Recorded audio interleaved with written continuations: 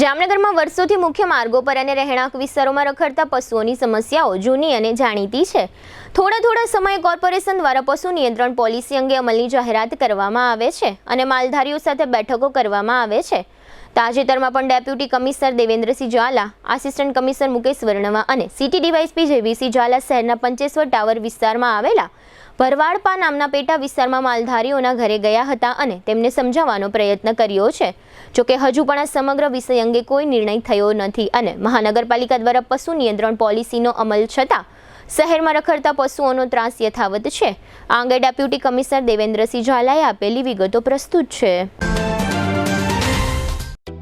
જામનગરમાં છેલ્લા 10 વર્ષથી રિયલ એસ્ટેટમાં પ્રખ્યાત નામ ભવ્ય બિલ્ડકોન લાવી રહ્યા છે જામનગરમાં ખૂબ ઝડપથી વધી રહેલા વિસ્તાર એટલે લાલવાડી, જેમાં લાવી રહ્યા છે માત્ર 1 મિનિટના અંતરે તમારા માટે એક પરફેક્ટ લોકેશન પર 3 અને 4 BHK લક્ઝુરિયસ પ્રીમિયમ ફ્લેટ અને કોમર્શિયલ શોપ્સ એટલે ઓર્ચિડ ગ્રાન્ડ, એ પણ 80% લોનની સુવિધા સાથે.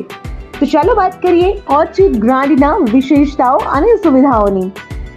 RERA approved, club house, gym, children play area, multipurpose hall, walking track, senior citizen area, gazebo, EV charging point, personal allocated parking, 2 lift, CCTV camera, power backup for common area, underground and overhead tank, RCC frame structure, fire safety જેવી બીજી ઘણી બધી સુવિધાઓ.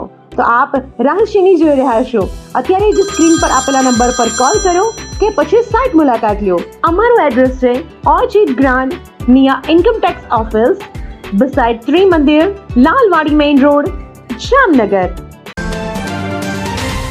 જામનગરમાં જે પશુ માલિકો છે, જે પશુઓ રાખતા હોય એને આથી હું સૂચિત કરું છું કે 2024ના મધ્ય ભાગમાં તે કેટલ પોલિસીનો અમલ કોર્પોરેશનમાં થઈ ચૂકેલો છે.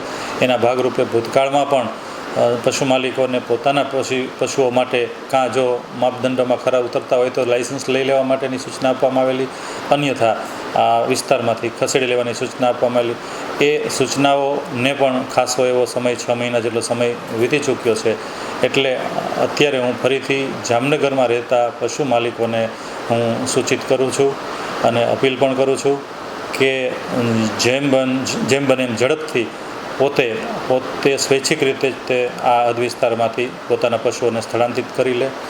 અન્યથા હવે કોર્પોરેશનની ટીમે લાઇસન્સ મેળવેલું નથી એટલે ઘરે જઈને જ્યાં ઢોરોનો રહેઠાણ છે ત્યાં જઈને હવે જપ્તીની કાર્યવાહી અમે શરૂ કરેલી છે.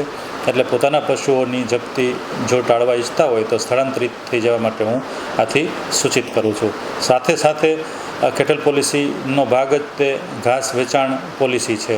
એટલે ઘાસ વેચાણ માટે પણ લાઇસન્સ આવશ્યક છે. હજી સુધીમાં પોતાની માલિકીની જમીન હોય અને જે અમારા માપદંડો છે એમાં કોઈ પણ ખરું ઉતરતેલું હોય એવું જણાયેલું નથી અને લાઇસન્સ એક પણ ઇસ્યુ કરેલ નથી. એટલે અમારી સમગ્ર ટીમ છે, ઝોનલ ઓફિસરો અને SI સહિતની ટીમો છેલ્લા ઘણા દિવસથી ઘાસ વેચાણ પ્રતિબંધનો અમલવારી કરાવી રહી છે. તેમ છતાંય જો કોઈ ઘાસચારાનું કે વેચાણ ચાલુ હોય તો એમને પણ હું અત્યારે સૂચિત કરું છું કે આ પણ કાયદાથી વિપરીત છે, એટલે પોતે તાત્કાલિક અસરથી બંધ કરી દેવું. અને ખાસ ફરીને હું પશુ માલિકોને જેમ બને એમ ઝડપથી પોતે સ્થળાંતરિત થઈ જાય, જેથી અમારી જે ટીમ છે એ ઘરે આવીને જપ્તી કરે એ જપ્તી ટાળી શકાય. 1.5 વર્ષથી આ પોલિસીનો અમલ થઈ ચૂક્યો છે.